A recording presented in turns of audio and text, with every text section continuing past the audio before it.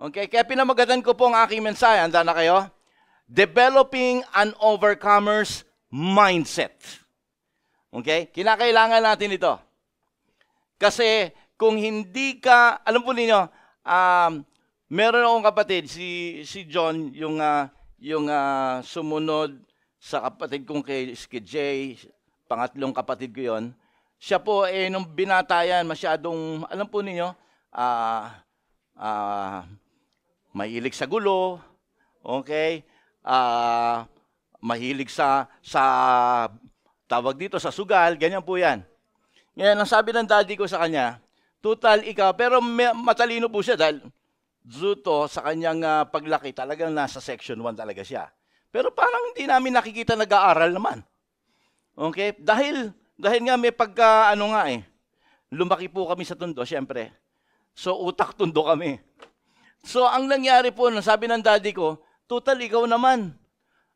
Sira ulo ka naman, magpulis ka na lang. So, sa ganung pagkakataon, mga kapatid ko, kumukuha po siya ng accounting. So, ang ginawa niya, nagpulis siya. Okay? At pagkatapos niya pong makapasa doon sa mga test, pinasok po siya sa Camp Aguinaldo for 6 months. Walang labasan yon. Okay? Alam po ninyo kung bakit? Kinakailangan ma-develop ang kanyang military mind. And true enough, when he graduated, mga kapatid ko, nag-iba yung kanyang ugali, nag-iba yung naging seryoso, dating maingay, tumahimik, nag-iba siya. Alam po ninyo mga kapatid ko, yun yung ginagawa ng isang tao, sa isang tao kung gusto mo maging sundalo, kinakailangan inihahanda ang iyong sarili sa totoong laban. Pinapadama sa iyo kung papaano, what it's like to be in a battlefield. Kasi kung hindi ka magkakaroon ng overcomer's mindset, kapag ka ikaw ay nagpagamit sa Panginoon, susuko ka. Regardless kahit sinasabi mong you have the power of the Holy Spirit. Regardless kahit sinasabi mong ikaw ay anak ng Diyos. Sapagkat if you will not ready yourself, kasi many times, ang problema why a Christian become useless as far as the work of God is concerned, ay sapagkat ang problema hindi parati si Satanas. Magaling lang tayong biniblame natin si Satanas kasi kaya hindi ako magpagamit Ganito, ganyan Pero sa totoo lang, ang madalas na problema natin is our inner self. And we need to conquer that inner self. We need to overcome that inner self first before you become an overcomer sa buhay nating dito sa ibabaw ng lupa na ito. That's why, mga kapatid ko, sabi ng salita ng Diyos, look, Romans 8:37, we are more than overcomers through Him who loves us. You and I are more than overcomers. Bakit? Sapagkat malinaw na you and I are equipped by the Holy Spirit. You are also equipped with the Word of God. Ibig ko sabihin, kung talagang magiging maalam tayo kung ano at meron tayo, yung mga powers natin, delikado talaga tayo. Kaya lang, kung ikaw ay hindi handa, you don't have that mindset, that military mindset, your readiness to go in a battle. Pagka nagkaputo ka na, baka itapo mo yung baril mo at ikaw ay tumakbo na lang dahil mas mabigat pag may dala kang baril, mas madaling tatakbo pag wala kang dala. Okay? Bakit? Sapagkat your mind has conquered your total humanity. That's why today, kinakailangan nating ma-develop yung overcomer's mindset. Amen? Gusto ko maunawaan din natin, okay, that as a Christian, it's important to have faith. Kagaya ng sabi ng salita ng Diyos ng Hebrews chapter 11, verse 4, that faith, what? Pleases God. Faith pleases God. But you see, kapag may pananampalataya ka, ang layo ng mararating ng isang taong may pananampalataya mula sa bahay niya hanggang church. Kasi may pananampalataya ka That's the farthest place you can go because of your faith. But faith, combined it with action, it will accomplish the purpose of God. Okay? Kaya nga po, ano sabi ng Book of James, chapter 2, verse 26? As the body without the spirit is dead, so faith without deeds, without work, without action is dead. Okay? Maganda po yung may pananampalataya. Pero ulitin ko, ang pananampalataya po ay kinakailangang haluan ng pagkilos. And there are so many Christians, people that profess that they believe in Jesus Christ, that they are followers of Jesus Christ, and yet they are not doing nothing. They are stagnant, they are frozen, they are scared, they are worried, simply because they do not have that overcomer's mindset. Alam po ninyo, huwag nating isayangin ang panahon natin na tayo po ay galing lang sa bahay, papuntang church. Hanggang doon, yun lang ang kaya ng pananampalataya natin. But you need to combine it with action. You need to go further. You need to move forward. Because God wants you to go and move forward. God wants us. And this plan for us is to accomplish His purpose through us. Kinakailangan natin magawa po yan. Kaya nakita po sino po ba yung nagbasa na ng buko? Naku, pang-4 na linggo ko na sinasabi, nagbasa na ng buko. Okay? Okay? Buti na lang, sino ba yung nandito? Si G. Sabi ni G, Pastor, naumpisahan ko na. Nasaan ka na? Nandun po ako sa acknowledgement. Alright? At least naumpisahan na, no? Ewan ko, acknowledgement ba o introduction, G? Para si G. Okay? So, gusto ko maunawaan natin yung mga bagay na ito. Alright? Kasi kapag binasa nyo yung ginawa kong libro, talagang it will really change your outlook as a Christian. Kasi my intention is really to bring you into the reality of being a child of God. We cannot afford to waste time, to waste this precious time that God is giving you. Sapagkat madali ang buhay, hindi natin pwedeng ipagmalaki yung edad mo, yung kalusugan mo, yung yaman mo. Wala tayong pwedeng ipagmalaki. Anytime, if God says, time is up, tapos na lahat. Kahit na anong gawin natin. Okay? Nung last 3 days ago, meron tayong kapatiran sa nanonood ngayon yan sa Holland, si Sister V. Yung kanya anak na si Diane. I know yung asawa niya, Diane and Bas, na-meet ko sila several times sa bahay nila, Sister V. And he was only, si Diane, anak ni Sister V, yung asawa niya si Bas, he was only 32 years old. He went that night para pumunta sa gym. Para, alam niyo naman, healthy.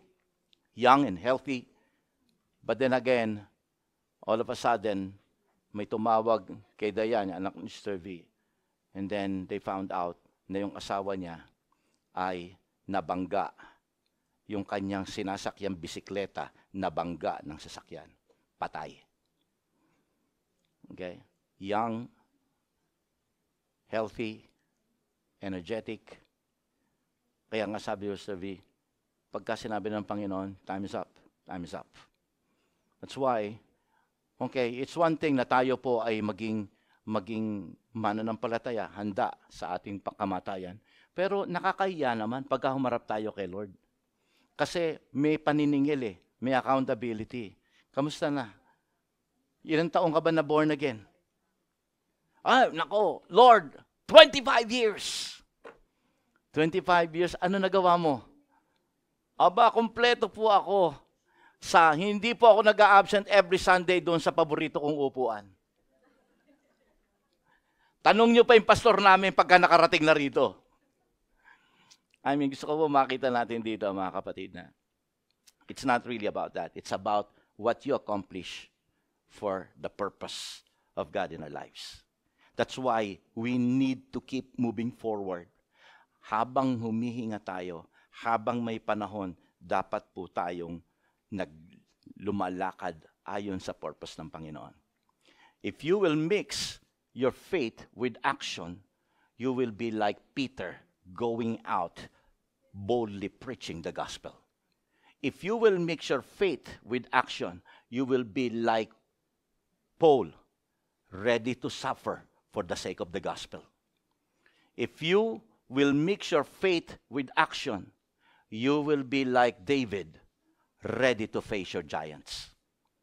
If you will mix your faith with action, you will be like Daniel, willing to die in the lion's den. Ano po yung sinasabi ko rito, mga kapatid ko? Okay? Napaka-importante. The reason why these people were able to do such thing is simply they were putting and mixing action with their faith. Remember, faith without deeds is a dead faith. It's time to take action. It's time to move forward. But if we are not going to have that overcomer's mentality, you will never. You might try once, pero tandaan natin, ulitin ko, medyo bibiglain ka, susurpresahin ka ng dyablo.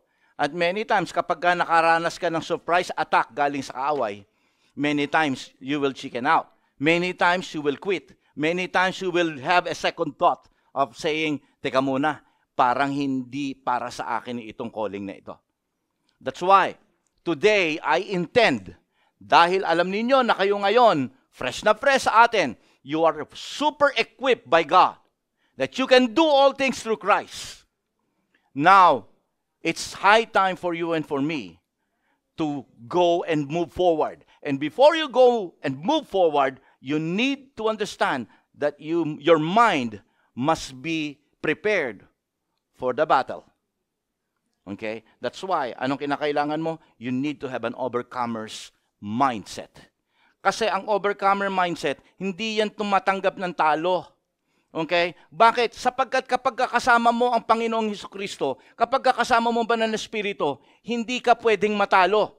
Amen? For greater is He that is in you than he that is in this world. That's why we were able to confess that we are more than conquerors in Christ Jesus.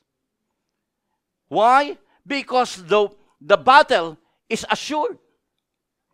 But if you will have a losing mindset, not a winning mindset, mga kapatid ko, magkakaroon tayo ng problema dyan. That's the reason why there are so many Christians who get disappointed in serving the Lord. But I will not allow any Lord of the Harvest family to get disappointed with God. Amen? That's why, pamagat ng ating mensahe ngayon, developing an overcomer's mindset. Handa na kayo? Okay? Now, what we're going to see here is we can see how, sa istorya ito ni Joshua. Okay? Itong istorya ni Joshua ito, mga kapatid ko, makikita natin dito kung ano ang nangyari sa buhay niya. Because itong teksto natin is found in Joshua chapter 1, verse 1 to 9. Okay, bibigyan ko muna kayo ng background. Kamamatay lang ni Moses.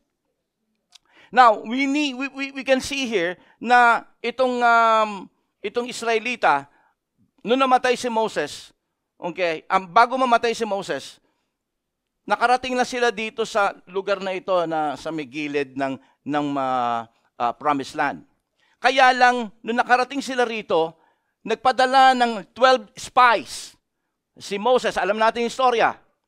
The 10 said, we cannot conquer that Promised Land because that place was inhabited by giants. Okay? Only Joshua and Caleb reported the opposite. Let's go and take it because that place is ours. Yun ang binigay sa atin ng Panginoon. So, malinaw na dahil si Moses, kinampihan niya yung 10, alright? Nagalit si Lord dyan. Alam po ninyo, si Lord, ayaw niya ng mga tao na hindi nagtitiwala sa Kanya. That's the reason why pinaikot uli sila ng Panginoon for another 20 years. The aim of God is that these people who rejected the promise of God at that very point in time, together with their leader Moses, will die in the wilderness. God will not allow them to enter into the promised land because they doubted the promise of God. Listen, Christians. Kaya importante sa mga Kristiyano ang nangangahawakan tayo sa promise ng Panginoon. You should never doubt the promises of God. Because once we doubted the promise of God, hindi ka nangawakan. You're not showing yourself na totoong ikaw ay nananampalataya. Kaya tinawag tayong mananampalataya. Because we hold on to His promises. Kaya po ang nangyari rito, after another 20 years, ibinalik na ni Lord ang Israel sa eksaktong lugar na kung saan dinala ni Moses at ang kanyang generation sila ng Lord. This time around, Joshua and his generation was right there at the exact place where Yahweh showed Moses for the first time the site of the promised land.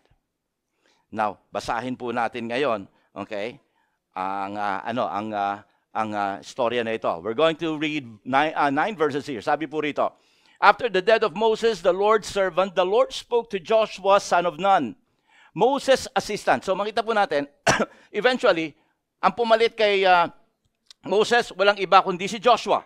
Dahil siya yung kanyang kanang kamay.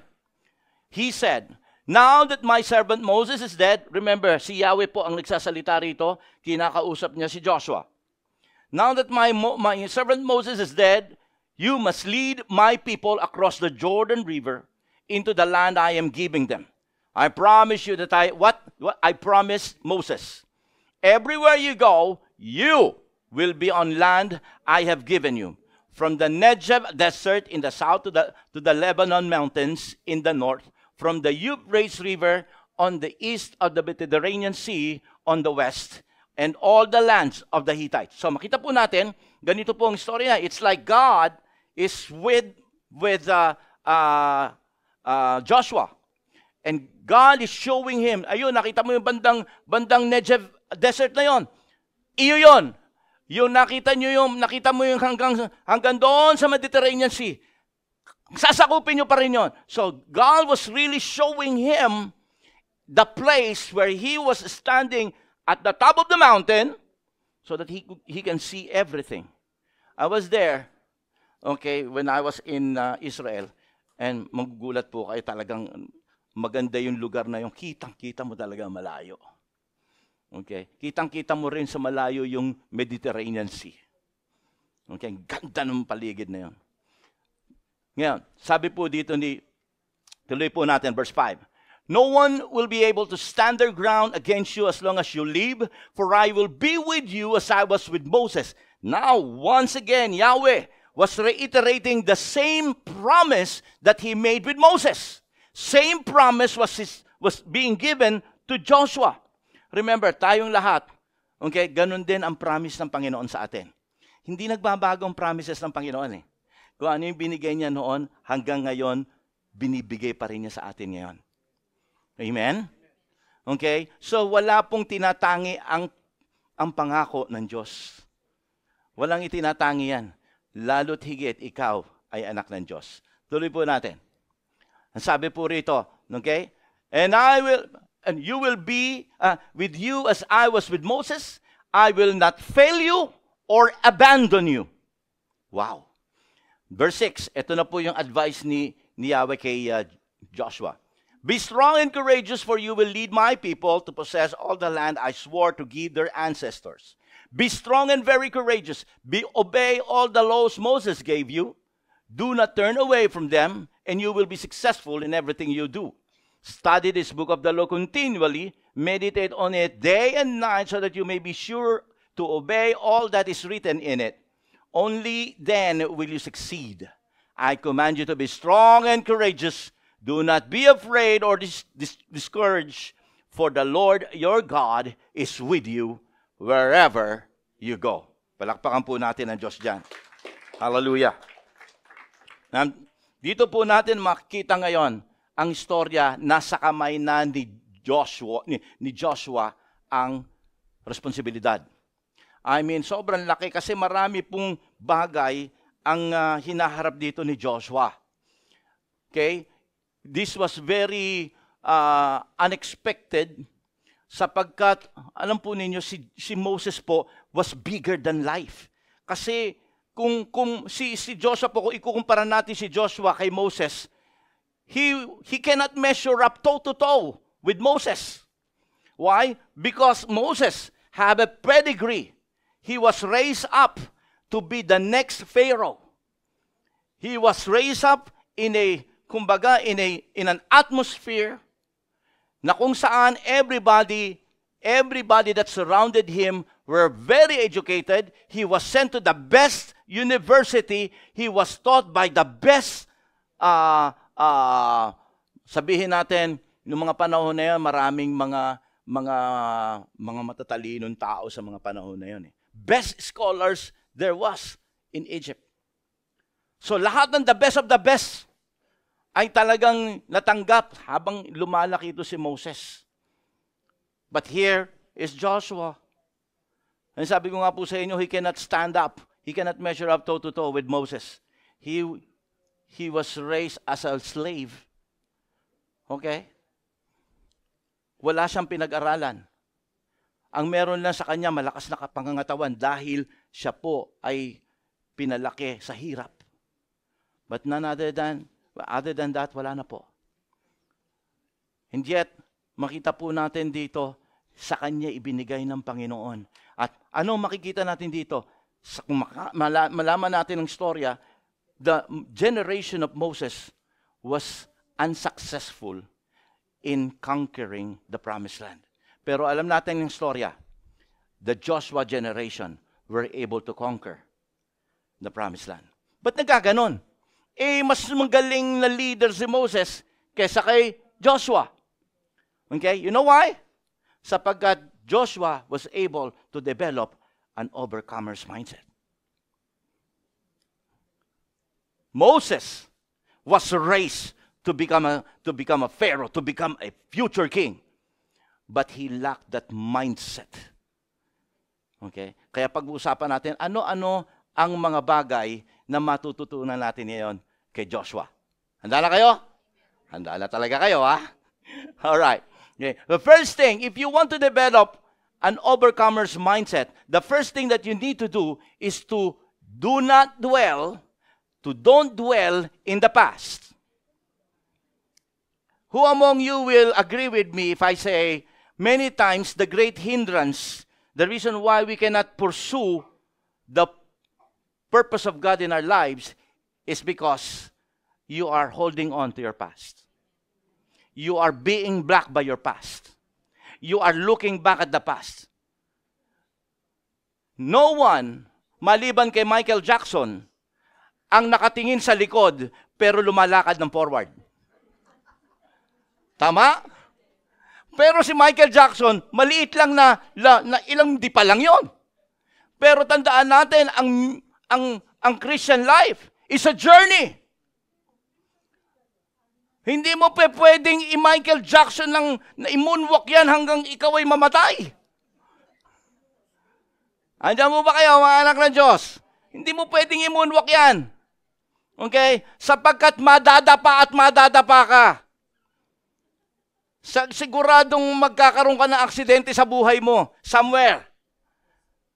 Isa pa, pagka nagmumunwalk ka, madaling magasgas ang swelas ng iyong sapatos. Pasadsad ng pasadsad yan. Okay? Now, kidding aside, tingnan po natin dito mga kapatid, that Joshua, may bagahe siya sa past. I mean, kung meron sa atin dito, na totoong mahihirapang mag-lead, kumuha ng malaking responsibilidad, kagaya ng responsibilidad ni Joshua, si Joshua po yun. Imagine he's going to be the leader of the whole nation of Israel without any proper education, pero he is a good leader. Actually, he was a good general of Moses. Okay? Pero eto yon, meron siyang nakaraan. Ano yung kanyang nakaraan? Ang kanyang nakaraan, nakaranas na siya ng rejection. Remember about the 12 spies? Yung 2 spies na ni-reject ni Moses at ng buong Israel was Joshua and Caleb. Sapagkat yung 10, sabi, hindi natin pwedeng conquerin yon. Sapagkat sigurado, talo tayo. Just to be more convincing, gumamit pa sila ng metaphor. Sabi nitong 10, alam niyo, sobrang lalaki, that place was inhabited by giants, sa sobrang laki nila, para lang tayong tipaklong. We are like grasshopper compared to those people living in that place. Ay, siyempre, ikaw ba naman makarinig ng ganong kwento? Kinabahan lahat ngayon kasama si Moses. And so, 10, dalawa. Yung dalawa, sabi ni Joshua, tsaka ni Caleb, no! The place is ours. The place was given to us by God. It was a promised land to us. Let's conquer it. Let's go. Let's take this opportunity. God is giving that place to us. That's the word. Hindi nila nakikita yung giants doon. Ang nakikita nila, their focus on the promise of God. So, ano po nangyari dito, mga kapatid ko? Nakaranas na si Joshua ng rejection. Now that he becomes the leader of Israel, papaano niya makukumbinse ang buong Israel na sumama sa kanya na minsan nireject na siya? Even the wisest leader that they have, Moses, hindi naniwala sa kanya. Paano niya ngayon mapapaniwala, makukumbinse ang buong Israel na sumama sa kanya? Andiyan po ba kayo, mga anak ng Diyos? Kapag ikaw meron kang past na rejection, mahirap sa'yo mag-lead. Hello? Ewan ko kung iba sa inyo, naranasan na reject. Okay? Reject ka, ayaw ka namin maging leader. Ayaw namin yung sinasabi mo. And then ngayon, tinataas ka, ikaw ang magiging leader. Di ba, siyempre, una sasabihin mo, tika muna, ayoko kasi, hindi ko alam kung yung mga tao susunod sa akin. Minsan ko nang isinyer yung idea ko, nang hawakan ako sa plano ng Panginoon. Nireject nila ako. There's a big baggage sa damdamin ni Joshua. Imagine, alam niya. And even though these people, the Moses generation, they saw the power of God. They saw how God divided the sea, the Red Sea. They saw how the Lord fed them every day, new food, every day, new meat. Hindi sila nagtatrabaho. Itong Moses generation na to, nakita nila sa kanilang mga mata ang kapangyarihan at pag-ibig ng Diyos, ang provision ng Panginoon sa kanila. Araw-araw, yung pong ano nila, yung pong kanilang sapin, yung kanilang tsinelas, hindi na pupudpud for 20 years. Merong nakasunod na Shekinah glory. Hindi sila naiinitan sa gitna ng disyerto. At sa gabi, nag-aapo yun para magbigay ng init sa kanila. Araw-araw. Itong masakit na normalize sa kanila ang biyaya ng Diyos.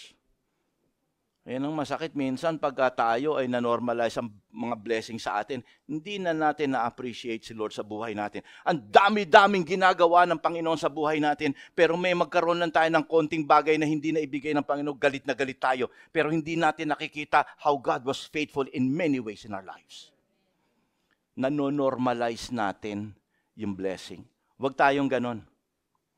Dapat manatili pa rin tayong nakafocus sa maliliit na blessing sapagkat kapag ikaw ay appreciative sa maliit na bagay na ginagawa ng Panginoon sa'yo, mas lalo kang magpupuri sa Kanya kapag binigyan niya ikaw ng mas malaking bagay sa buhay mo. Amen? Palakpakan po natin si Lord dyan. He deserves the glory. So makita po natin dito mga kapatid ko that Joshua has experienced rejection. And now he has no other choice but to take the lead.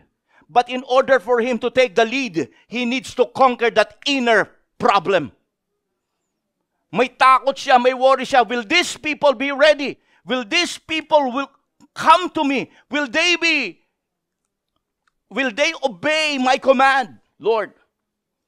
May takot siya because he was big time, was rejected. Not only by Moses, but the whole country of Israel. But he has to overcome that inner struggle.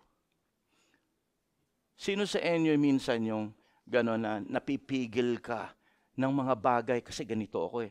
Kasi hindi ko kaya kasi sabi nila nga sa akin, mahina nga daw ang utak ko eh. Bobo ko eh, ganito kasi ako dati, ganyan ako eh. Marami kang disappointments, marami kang gustong ginawa pero naging na-disappoint ka sa mga bagay na yon. That makes you feel like you are incapable of doing what God wants you to do.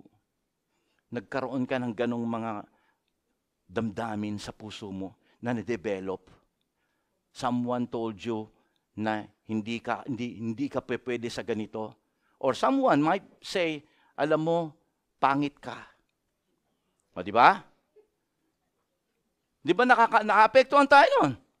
Kaya kita mo, nung napunta ka ng Japan, bili ng lahat ng pagpapaganda. Kaya ko nang bumili ng pagpapaganda. Akala nyo ba, hindi kayo naapektuhan nung nagsalita sa inyo, pangit ka. Naapektuhan ka. Somehow, naapektuhan ka. Okay? Kaya gusto kong maunawaan natin dito, mga anak ng Diyos, okay? Mahirap kapag ka ikaw ay gagawa ng isang bagay, pero mayroon kang nakaraan sa puso mo, that will stop you, that will somehow paralyze you in doing the will of God. That's why, if there is anything sa inyo na parang hindi nagkaroon katuloy ng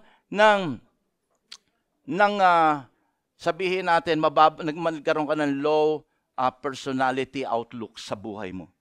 Mababa na, maliit na yung tingin mo, you feel like incapable of doing anything. Hindi ka kasing husay na ganito, kaya madalas kinukumpare mo yung sarili mo sa katabi mo. Okay? Madalas nakikita mo sila, ikaw humahanga ka sa kanila, pero sa sarili mo, binababa mo yung sarili mo. Hindi. Now, tingnan natin dito si Joshua at si Moses. You heard me a while ago that toe-to-toe, Joshua can never measure up with Moses. But Joshua was more successful than Moses. Despite of his what? Of his pedigree, despite of all the talents, despite of the wisdom and the leadership of Moses. Alam po niyo mga kapatid ko, tinalo siya ni Joshua. Kaya mas sikat yung Joshua generation kaysa sa Moses generation. Because the conquering generation was Joshua generation. Why? Kasi it's not really about you. It's not really about who you become. Okay? Or what you are, what you have. It's really about trusting in the Lord. Magagawa mo yan sapagkat marunong kang magtiwala sa Diyos. Hindi dahil sa magaling ka. Alam po ninyo, si Joshua, he knows that he was not ready. Not because siya po ay mal-educated. Hindi siya edukado kagaya ni Moses. Not because siya po ay lumaki lang ng mahirap po, lumaking alipin lamang. Hindi po yon. Alam niya na hindi niya kakayanin dahil mayroong something inside of him that will eventually, that has already conquered him. Ayoko, hindi ko kaya. Kasi na-reject na ako eh. You need to really conquer that inner struggle. Or else, pwedeng gamitin niya ng Panginoon, you will have these frozen legs. Hindi mo malaman kung susunod ka nga, gagalaw ka nga sa Panginoon, mag-o-obey ka ba o hindi. Matuto tayo, mga kapatid ko, na kapag ka anuman ang nakaraan noon, kalimutan mo na yon. Sabihin mo sa katabi mo, kalimutan mo na yon. Kalimutan mo talaga yon. Tingnan po ninyo si Joshua, verse 1 and 2, sabi niya, after the death of Moses, the Lord's servant, the Lord spoke to Joshua, son of Nun, Moses' assistant. He said, now that my servant Moses is dead. God was like saying, hey, Joshua, yung aking servant na si Moses patay na. Pero this is not the time for you to mourn. This is not the time for you to think. This is not the time for you to be affected. Oh, wala na si Joshua, paano na? Because I am now ordaining you to be the next leader. Okay? This is the time for him to listen to God and to move forward. Kinakailangan ganun tayo. Kinakailangan magkaroon tayo ng heart na sa tuwi-tuwi na ay matuto nating kalimutan kung ano man yung mga failures natin at ano man yung mga pangit na nakaraan sa ating buhay. Huwag na tayo mabuhay sa nakaraan. Hello? Never. Okay? Alam po niyo, I'll give you an example. David. Alam niyo naman yung istorya ni David. At one time, naalala ninyo yung istorya na nung siya ay nagkasala kay Bathsheba. Nagkaanak sila, nabuntis si Bathsheba, but sabi ng Panginoon sa kanya, I will take that child from you. Pero hindi pumayag si David. He fasted and prayed for several days. He wrestled with God in prayer. And then, after a while, pagkatapos ng ilang araw, he overheard his servant saying, patay na yung bata. Habang siya nananalangin, narinig niya yun. So, ang ginawa niya, huminto siya, at tinawag niya yung kanyang alipin. Sabi niya gano'n, totoo ba yun? Narinig ko. Patay na yung baby namin. At kinonfirm, patay na nga po. Anong ginawa ni David? Agad-agad, tinanggal niya yung saklot niya, naligo siya, nagbihis siya, nagpabango siya, at kumain. For several days, he was not doing that. Then nagulat ngayon yung mga tao. Bakit agad-agad? Why the sudden change? Di ba? Yung mga tao dapat, nagngunguy-nguy dapat siya, namatay yung baby niya. Bakit gano'n? Hindi. Ngayon, tinanong siya nung isang servant niya, King, ano nangyari? Sumagot siya. Ito ang sagot niya. 2 Samuel 12:22-23. He answered, while the child was still alive, I fasted and wept. I thought, who knows? The Lord may be gracious to me and let the child live. Ganun naman tayo pagka nagpe-pray eh. We're asking God, baka magbago isip ni Lord. Kaya nagpe-pray tayo. Okay? The Lord may gracious to me and let the child live. Verse 23. But now that he is dead, why should I go on fasting? Can I bring him back again? I will go to him, but he will not return to me. Look at the mentality. This is an overcomer's mentality. Hindi siya nagpapa-apekto sa mga nakaraan ng kanyang buhay. Hindi na siya nagngungungoy-ngoy sapagkat alam niya God has a new plan for his life. Alam po ninyo, sinulat ni David, the steadfast love of the Lord never ceases, for they are new every morning. Every day, when you open up your eyes, every morning, God has something special, new, prepared for us. They are new every morning. Can you see that? Kung mayroong tao nakakaunawa niya, walang iba kundi si David. David understand. And he truly put that into action. Sabi niya gano'n, why should I? Bakit kinakailangan ko pa magtuloy ng fasting? Bakit kinakailangan kong umiyak? Bakit kinakailangan kong magnguyngoy? Hindi ko na siya pwedeng, God has decided. It's done. It's a done deal. I do not need to look back. Because when you're looking back, you cannot see what God is preparing ahead of you. Kapag ka nangyari sa inyo ang sambagay na yan, humarap ka sa Panginoon. Ibig sabihin yan, mayroong bagong bagay na ibibigay sa iyo ang Diyos. So get excited. Don't get affected. Don't cry. Don't think, do not spend your time thinking about those things. Time is so precious. Napaka-importante ng panahon. Ulitin ko mga kapatid ko, you don't know kung hanggang kailan lang ang buhay natin na ito. Better prepare, for the future. Alam po ninyo, si John Wesley, if you know John Wesley is one of the best he's like a preaching machine when he was still alive. Sabi ng ibang mga Bible expert, nung nabubuhay si John Wesley, he will come from one place to another. He will just preach and preach and preach and preach. Okay? Si John Wesley po, isa kanyang travel, it was estimated that yung circumference ng kanyang travel, para niya naikot ang mundo 6 times. Copy-preach lang. Ganong kalayo, ganong kahaba ang kanyang paglalakbay, makapag-preach lang. During the time of John Wesley. At nung siya po ay namatay, if you will go to England, makikita po niya yung lapida niya ron. And nilagay niya doon sa lapida niya na yun. God buries His workmen, but His work goes on. Ang mga manggagawa ng Diyos, mamamatay yan. Pero ang trabaho ng Diyos, hindi matatapos. That's the mentality of John Wesley. Doon sa salita na yan, makikita natin that no wonder, from one place to another, alam po niya, nagpipreach siya, okay? Ang ginagamit niyang kasi walang pangsasakyan ng mga panahon niya. Ang ginagamit niyang sasakyan, walang iba kundi kabayo.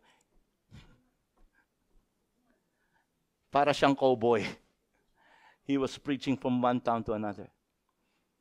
He was like a preaching machine. Matindi siya. Talagang, he lives like there's no tomorrow.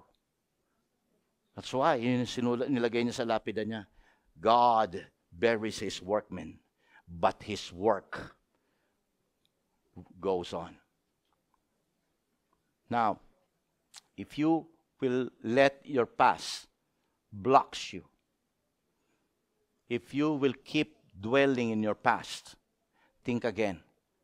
Magaling gumawa si Satanas ng mga alam po ninyo, ng mga memories para maalala mo yan. Bagay na yan. Kung meron sa atin dito, ikaw ay kaya hindi ka makapaglingkod sa Panginoon dahil you are being affected by the past. I don't know kung yung past na yon ay masakit. Minsan, yung magandang past din, minsan nagiging blockade din yan. Okay? Buti pa noon. Yan. Yan ang mga litanya. Buti pa noon. Yung mga kasama ko kasi noon, mababait. Yung mga kasama ko noon, nakaka-encourage. Pero yung mga kasama ko ngayon. Di ba? Mga past. Okay? Hindi porke maganda yung past mo, makaka-encourage sa hindi. Stop dwelling in the past. Alright? That's the first thing if you want to develop an overcomer's mindset.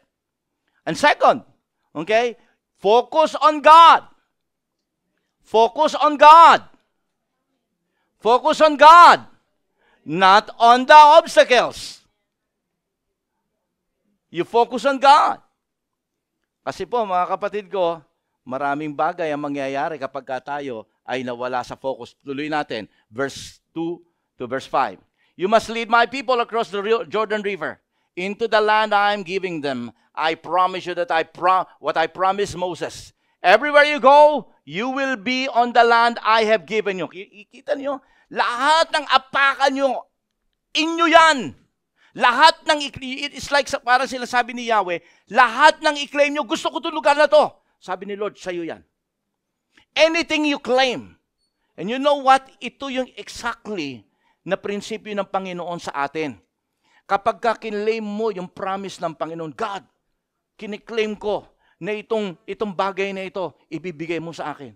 Sabi ng Panginoon, anything. Sabi niya, you will go on the land I have given you. Okay? Everywhere you go, you will be on the land I have given you. Iyo yan. That's why, alam po ninyo, iba tayo pagka naging kingdom people talaga tayo eh. Okay? From Negev Desert in the south to the Lebanon mountain in the north. From the Euphrates River on the east to the Mediterranean Sea on the west. I was there, exactly, to this place. Alam po ninyo, and when you go and see what God is, kumbaga po, makikita ninyo, it was really majestic.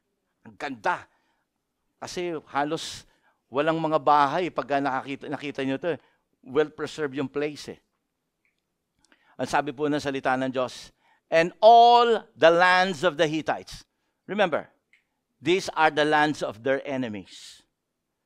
Meaning to say, parang sinasabi ni Yahweh sa kanila, kay Joshua. Joshua, kung gusto mong angkinin, alright? Gusto mo i-claim yung mga bagay na sa mga kalaban mo. Okay? Ibibigay ko sa iyo yan. But you see, mamaya, kinakailangan ng 3 bagay para magawa nila yan. Okay? But you see, God was like saying to Joshua here, okay, Joshua, talagang dapat maunawaan mo, ito, nakikita mo yan, pinakita sa kanya, kagaya na sinabi ko sa inyo, same view, exactly the same view kung paano pinakita ito ni Yahweh kay Moses. But of course, ang nasa kanya ngayon, ang nasa isip ni Joshua ay isang bagay. Paano ko sila madadala rito? Sasama ba sila sa akin? There is only one obstacle, the Jordan River. This Jordan River is not like the Jordan River that we have today. Kasi ngayon po, ang Jordan River manipis na lang. Pero ng panahon, more than 4,000 years ago, sa panahon nila Moses, this is like a big, big river. Okay? Malawak ito. Ngayon na lang, maliit na lang to. Okay? I mean, parang ang lapad ngayon nito, doon sa pinagbautismo namin ng mga taga-Holland, nag-water baptize ako doon sa River Jordan, is like, ito, siguro yung kabila, doon hanggang sa kabilang kanto, yung daan, dito sa harapan. Ganun na lang kalapit. Tsaka mababaw na lang. Hindi na malalim. Pero nung panahon na yon, malalim at malawak ang Jordan River. Ngayon, ang tanong, sasama kaya sa akin to? The Jordan River at that time was a raging river. Mas nakakatakot, mas delikado. Paano ko sila madadala rito? Pero alam po ninyo, if you're going to read the story, okay, God created another miracle. If Moses was able to divide the Red Sea, the people, the Moses generation were able to pass through that, that miraculous work of God. Hinati niya ang dagat na pula. Alam niyo po ba ang ginawa ni Yahweh kay Joshua? Ginawa niya rin eksakto kung papaano niyang hinati ang dagat na pula. Hinati rin ng Diyos ang River Jordan. Nakapasok sila doon. But it takes what? It takes faith and action para makapasok sila doon. At this point in time, Joshua was still flooded by many questions. Yes, Lord, I know may promise ka ngayon. Alam ko, Panginoon, binibigay mo sa akin. Alam ko na ito, Lord, ito na mismo yung lugar ng promised land. Ito na yung kitang-kita ko na. Pero malaking problema, sasama ba sa akin to? No doubt, Joshua will go sapagkat nakarating na siya ron. No doubt, Joshua will obey. Kahit na alam niyang may mga higante ron. Pero paano itong new generation? They haven't seen the miraculous work of God. Kung yung mga Moses generation, nakita nila yung himala ng Diyos. Nakita nila araw-araw yung ginagawa ng Panginoon sa kanila. And yet, they doubted God's promises. Lalo pa ngayon, ito kayang bagong henerasyon. Paano na to? Would they come with me? Will they hold on to the promise of God that you're now giving me, Lord? Isi-share ko ito sa kanila. Will they believe me? Or will I, once again, experience rejection? Can you see? But, of course, this is a learning stage of Joshua on how to be an overcomer. He started to overcome his inner struggles. Rejection, disappointments, and discouragement. He started to focus on God. Meron na si Joshua nito because he was unfazed by the inhabitants of that place, the giants. He was unfazed. He was not afraid. He and Caleb are willing to fight these giants. If you're going to read the story, okay, even Caleb, at the age of 80, he was fighting the giant. Wow! At this point in time, Joshua was almost close to 70. And he is now commanded by God to fight the giants. So makikita po natin dito, mga kapatid ko, if we're just going to read the story, parang wala lang. Pero hindi nyo alam, bago nila nagawa yon, maraming mga obstacles na kinakailangan nila. Ganun din sa buhay natin. Kung gusto mo maggamit ng Panginoon, kung gusto mo talagang totoong makapaglingkod sa Panginoon, marami kang obstacles. Lalabanan mo yung mga bagay na meron ka, mga takot mo, mga worries mo, mga rejection, mga depression, mga pangit na mga nangyari sa buhay mo. Lalabanan mo yan. I-overcome mo yan. Ganun din, matuto tayong mag-focus sa Kanya. Sapagkat kapag nakatingin ka sa nakikita mo, yung malaking dagat malaking river na Jordan, and those, of course, yung mga inhabitants ng lugar na yon, matatakot ka. You need to focus on God. Do you remember Peter? Peter was able to go out of the boat, to go out from his comfort zone. Ano nangyari? Nakalakad siya, tumigas yung tubig. Habang nakatingin siya sa ating Panginoon Jesucristo, sabi, Lord, come on. You're doing it right. Come on. Come. Naglakad siyang muli. Matigas yung tubig. Hindi siya lumulubog. Hanggang biglang narinig niya ang kulog. Okay? Kinabahan na siya. Gumalaw na yung inaapakan niya. Naramdaman na niya yung konting uga sa kanyang inaapakan. Hindi siya lumulubog pero gumagalaw na. Naramdaman na niya yung hampas ng alon sa katawan niya. Naramdaman niya na yan. At yun ang dahilan kung bakit naialis niya ang mata niya, ang focus niya sa Panginoon Jesucristo. Minsan, mangyayari yan. Sa paglilingkod mo sa Panginoon, sa pagmamahal mo kay Lord, mararamdaman mo yung hampas ng kapalaran. Mararamdaman mo yung umuuga ang iyong pananampalataya. Hello? Minsan, nakakaapekto yan sa atin. Pero gusto ko maunawaan po ninyo, focus on God. Focus on God. Focus on God. That's the key. God was like saying to him, tingnan po ninyo yung verse dito. Verse 5. No one will be able to stand the ground against you as long as you live. For I will be with you as I with Moses, and I will not fail you or abandon you.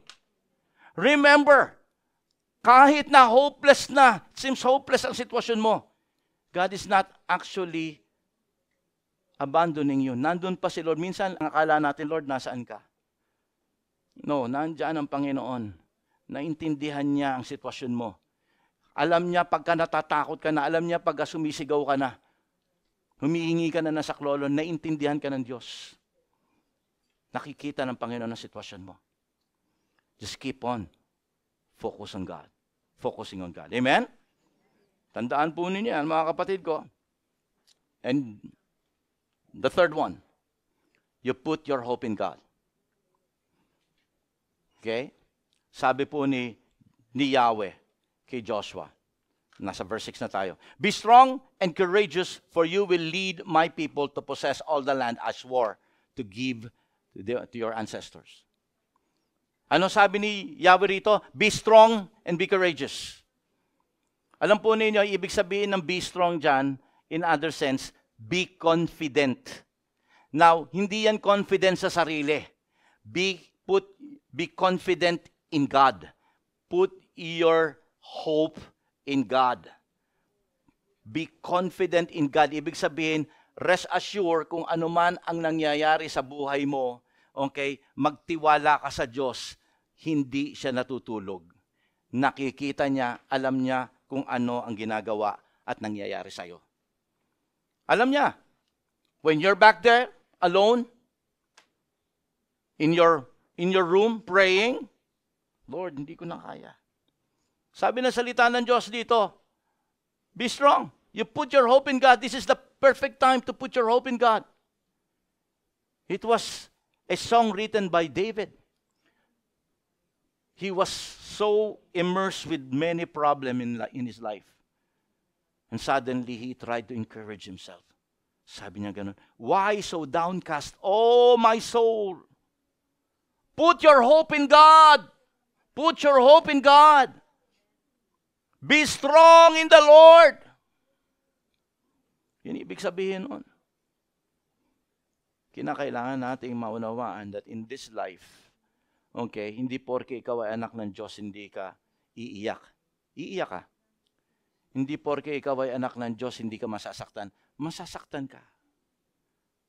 Do not ever believe na kapag ka ikaw ay naging anak ng Diyos, everything will be well. Madidisappoint ka. But of course, ang importante rito, mga kapatid ko, as you are serving the Lord, maraming bagay ang gagawin ng Panginoon sa iyo. But you need to keep that strength. Tandaan natin, God will provide strength to you. Amen? He will never leave you nor forsake you. Kita niyo, sabi niya rito. Basahin natin yung verse na ito. Okay? I will never fail you or abandon you. This is very powerful.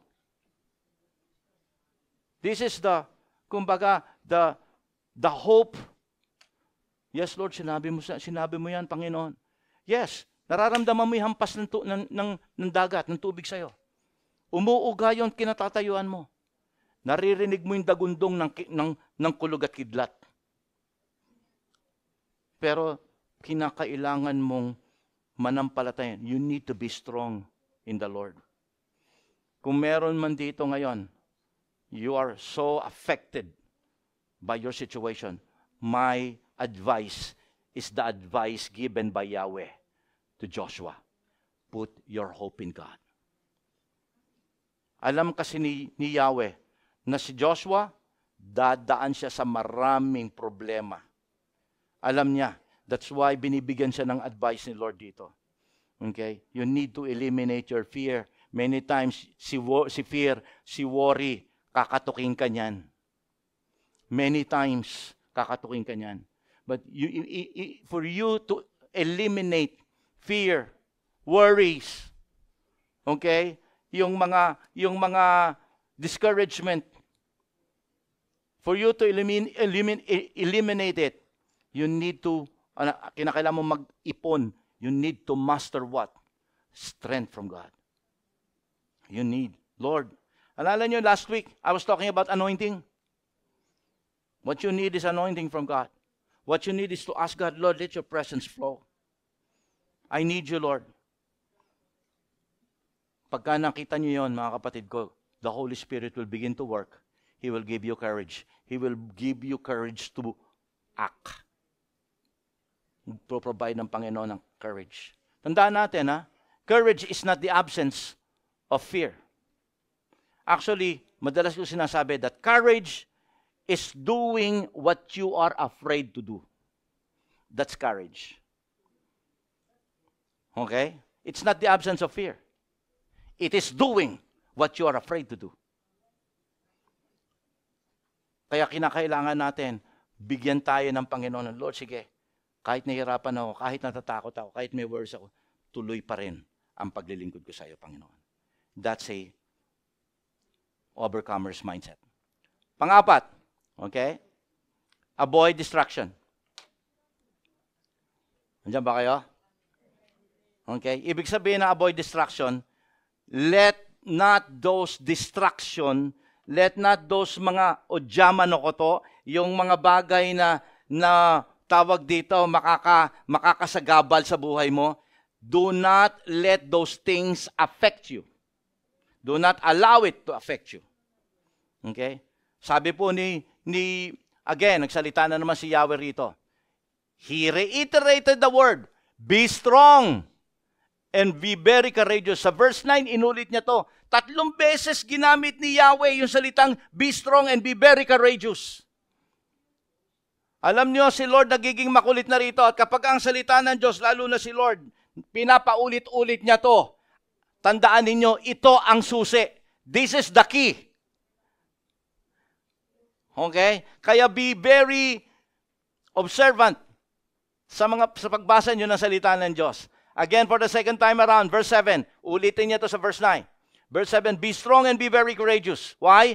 Obey all the laws Moses gave you. Do not turn away from them, and you will be successful in everything you do.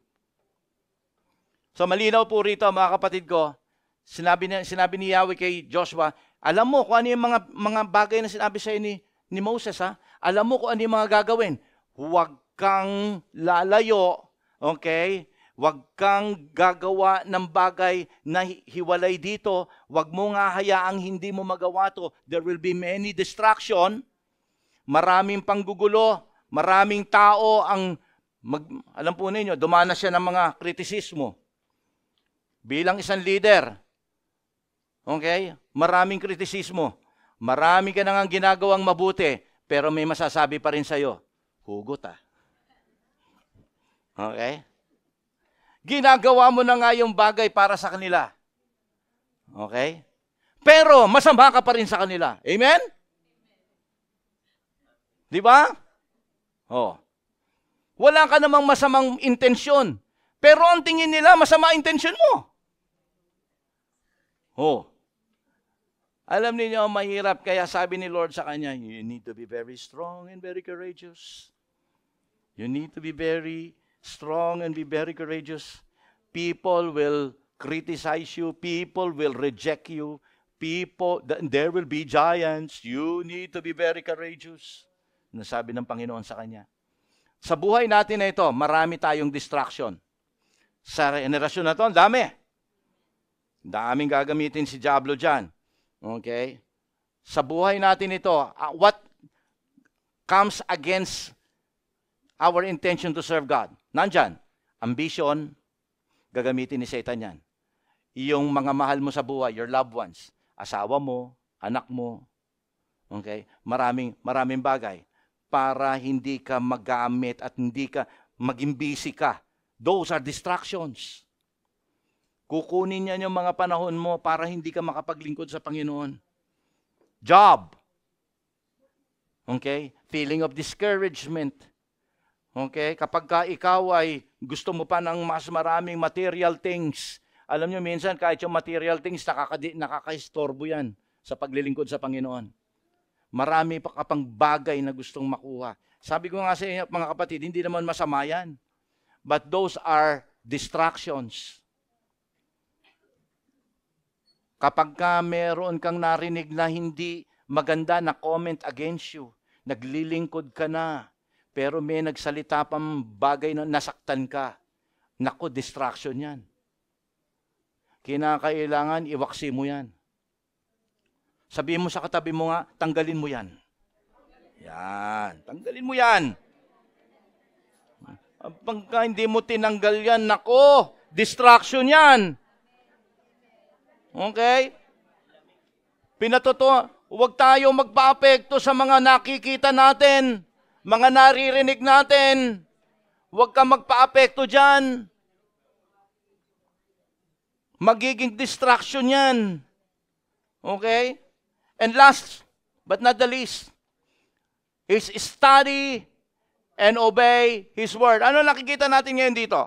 Itong bagay nito so far, if you want to develop an overcomer's mindset, importante, una sa lahat, na ikaw ay kinakailangang ikaw ay nakatingin parate. You will not allow your past to affect your present. Hello? Never allow your past to affect your present. Always look where God is directing you to look. Second, kinakailangan natin kagaya ni Joshua, he keep that focus on God. Third, he put his hope in God, kasi wala siyang ipagmamalaki. Ulitin ko, siguro si Moses, dahil sa pedigree niya, sa background niya, siguro may somehow nagtiwala siya sa sarili niya. Pero si Joshua kasi, alam po ninyo, he has nothing to lose. That's why, sige Lord, tataya ko na lahat sa iyo. Magtitiwala na ako sa iyo, Panginoon. Focus na ako sa iyo, Panginoon. Ito lang ang the best na magagawa ko to be successful. And he was very successful. He was able to convince the whole nation of Israel to come with him. The whole nation of Israel have the same mindset like him. Yung mindset na overcoming mindset ni Joshua became the mindset of the whole. They weren't afraid of the giants anymore. They were unfazed by the big Jordan River fronting them. Alam po ninyo, mayroon akong hiwalay na topic dito, preaching ko tungkol sa nila sa Jordan River. Kasi iba yung ginawa ni Lord sa pagtawid. Doon sa Red Sea, hinawi muna ni Lord yung dagat bago sila dumaan. Lumakad sila sa tuyo. But yung Jordan River, umapak muna sila sa basang tubig. Maganda yung preaching na yun. Okay, it's my different, I remember that several years ago I preached about it. It's really a test of faith. Mas mabigat kaysa sa nangyari doon sa Moses' generation. And yet these people were unfazed. Nakita ni Lord kung paano nagtiwala sa Kanya. Malayo sa Moses' generation. They weren't afraid of any obstacles. They weren't afraid with the giants. They just keep on trusting and trusting on God. Because they were able to get the same mindset of Joshua. Joshua was successful in putting that mindset to each and every member of Israel. At yun yung gusto ko maunawaan natin ngayon. Tingnan po ninyo, sabi ni Yahweh sa kanya. Kaya si Joshua po talagang nanghawakan siya sa mga advice sa kanya ni Yahweh. Tingnan po ninyo verse 8. This is a very popular verse sa Biblia. Joshua 1:8.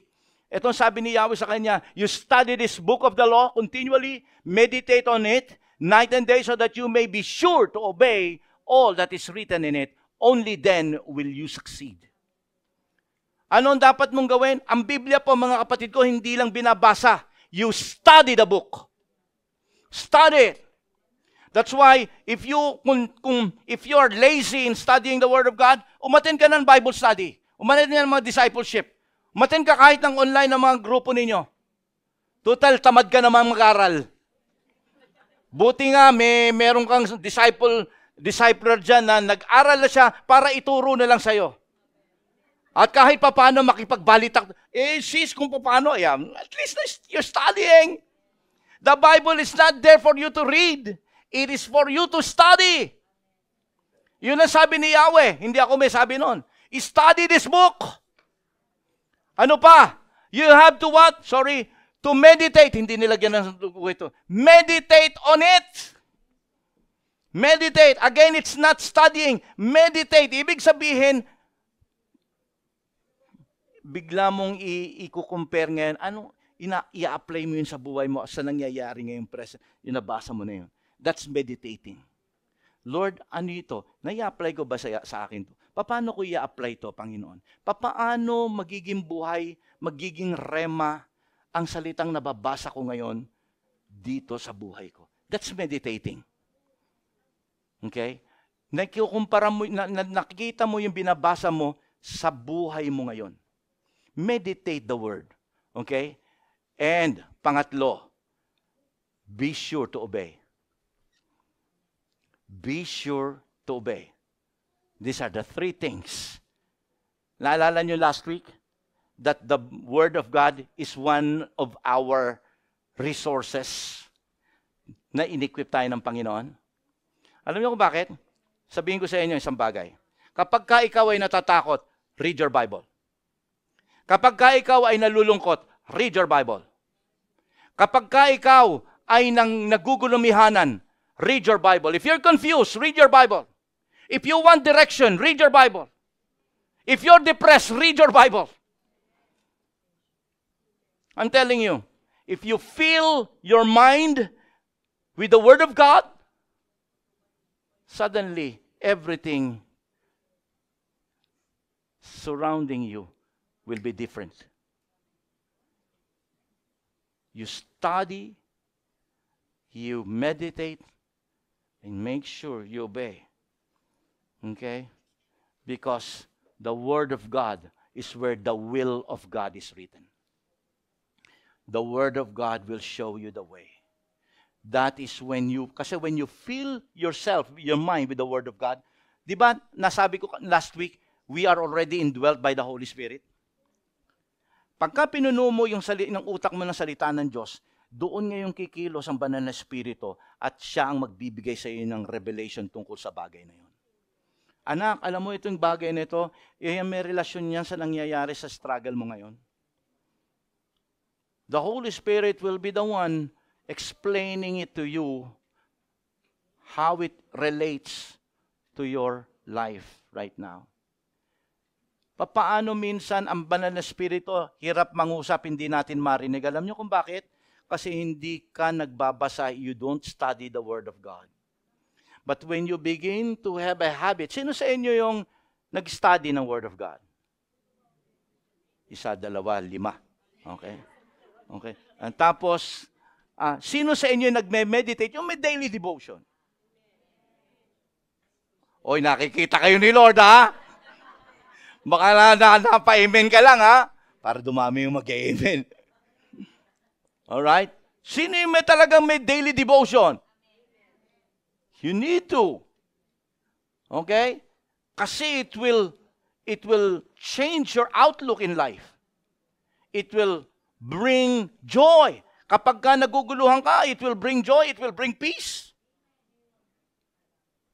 At doon makakaporma ang banal na Espiritu sa iyo. Bakit? Pinupuno mo ng, paano magsasalita ang banal na Espiritu? Kung wala kang salita ng Diyos. The Holy Spirit was the one who authored the Word of God. Oh. Kaya nga sabi ng salita ng Diyos, my people perish because of lack of knowledge. You study the Word of God, you meditate it so that you can obey.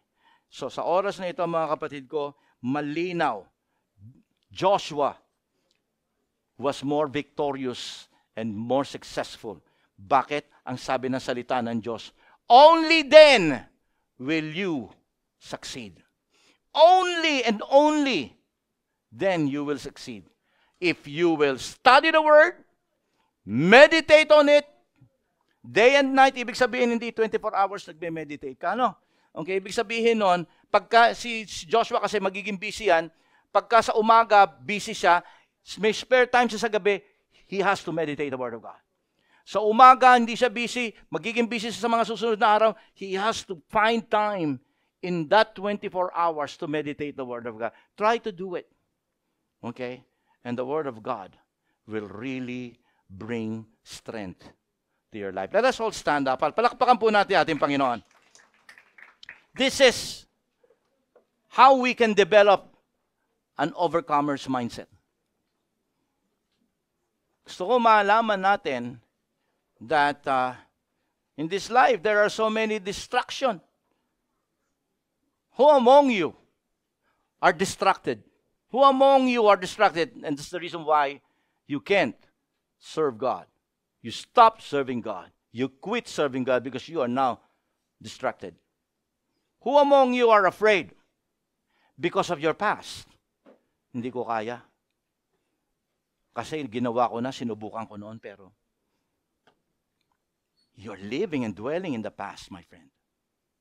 Who among you are losing that focus? The Word of God says that be strong and be courageous. At this point in time, I want you to close our eyes and let's look inside of our hearts. Is there anything that you need to overcome? You see, You need to overcome in the inner before you become an overcomer in the outer. Minsan, the reason why you cannot step forward is because we are worried, we are afraid, we are conquered by our past. Some of you do not know the Word of God. Some of you are misfocused. Sa oras na ito, mga kapatid ko, a true overcomer's mindset is a person who will not allow anything to stop him, to stop her from serving God. No, not my past. No, not big obstacles, not problems. No, I'm not losing hope. Not my fear. Sa oras na ito, I don't know what's going on. Only you and God. Maybe you feel like you're incapable. But hey, Joshua was more successful than Moses. He was not as educated, as good, as intelligent as Moses. And yet, he became a good leader. He was successful in serving God, in serving the purpose. I want you to lift your hands. If you think, God, alam ko, Panginoon, kinausap mo ko dito. I want to be an overcomer. I want to accomplish your work. Thank you, Lord, for giving me a new outlook in my life. I thought I cannot do it. I thought I am incapable. I thought I do not have the tools to be successful. Thank you, Lord, because you have used Joshua. Come to think of it, you're much, much better than Joshua. Joshua was born poor. He was born in a family of slaves. He was unlearned, and yet used by God. You are much, much better than Joshua. And the same promise given to Moses was given to Joshua. Can you imagine that? Same promise. Ibig sabihin, ang promises ni Lord hindi tumitingin sa kakayanan. Same promise. Hindi binago, hindi minodify ni Lord yung promise. Because His promises knows no bound. Kahit hindi mo kaya, sa palagay mo, ibibigay ni Lord yun. Because He will be the one who will give you capabilities and strength. Panginoon, habang nakataas ang aming mong mga kamay, here we are, Lord. And we thank you, Father, because, Lord, truly your word is true. That only with you can we do it. Truly you said in your word that apart from you we can do nothing. But thank you, Father, for reminding us that we are so equipped because we are bound to be an overcomer. Hallelujah. I pray to every members of this church, Lord of the Harvest, Panginoon, patuloy mong i-remind sa amin, O Diyos, that there will be battles, but that battle has already won. That we are already victorious right before the battle has begun. Hallelujah. Thank you. Sapagat, Panginoon, sa araw na ito, binago mo. Now, Lord, you took away our fears, our worries, our discouragement. Today, Lord, we know that indeed, with God, all things are possible. We can do things through Christ who strengthens us. Father, today as we depart from this place, we thank you, Lord. Receive all the highest praises. We give you the glory. In Jesus' name. Amen. Amen. Palakpakan po natin ating Panginoon.